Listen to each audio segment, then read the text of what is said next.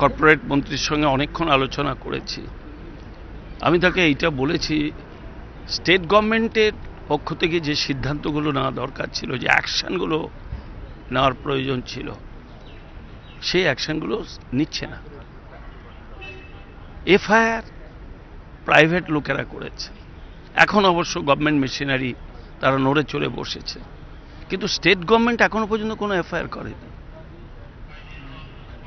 কোথাও একটা দুর্বলতা স্টেট গভর্নমেন্টের মধ্যে রয়েছে, সেই দুর্বলতাটাকে কাটানোর দরকার আছে। তা নাহলে গ্রামের মানুষ তারা যা হারিয়েছে তারা ফেরত পাবে না। ওনাকে বলেছি যে আপনি ফার্ম স্ট্যান্ড নিন।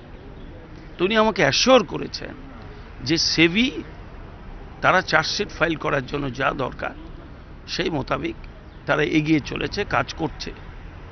আশা করছি ভবিষ্যতে তারা প্রয়োজনীয় ব্যবস্থা আরো কঠোরভাবে নিতে পারবে। আর নেতা মন্ত্রীদের যে নাম আসছে যারা মাধ্যমে, সেটা তো এনকোয়ারি না করলে তো হবে না। সেটা তো স্টেট গভর্নমেন্ট তো চেপে যেতে চাইছে। যেই জন্য আমি স্টেট গভর্নমেন্টের কাছে প্রথম দিনে বলেছিলাম যে আপনারা সিবিআইকে দিয়ে দিন কেসটা। আসামের প্রদেশ কংগ্রেসের সভাপতির সঙ্গে এক্ষুনি কথা হচ্ছিল, তারা বলছেন যে আমরা তো দিয়ে দিয়েছি। ওখানে যে রুটটা ওরা তৈরি করেছিল, শেকড়টা তৈরি করেছিল, সেটাকে উপড়ে ফেলার জন্য আসাম গভর্নমেন্ট সব চেষ্টা শুরু করে দিয়েছে, সব রকমের চেষ্টা আরম্ভ করেছে। তো এরা কেন করছে না? কিন্তু আমি যেটা খুব পরিষ্কারভাবে বলেছি এবং এখনো একই কথা বলছি, অনেক মানুষ এর সঙ্গে যুক্ত হয়ে আছে, তৃণমূলের বহু নেতা যুক্ত হয়ে আছে।